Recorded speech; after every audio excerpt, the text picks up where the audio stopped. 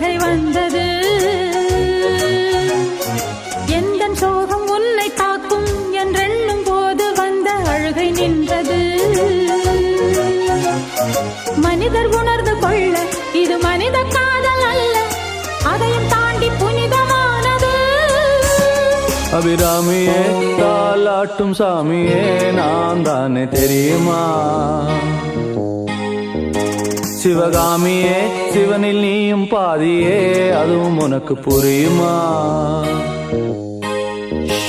சுபலாலி லாலியே லாலி லாலியே அபிராமி லாலியே லாலி லாலியே அபிராமியே தாலாட்டும் சாமியே நான் தானே தெரியுமா?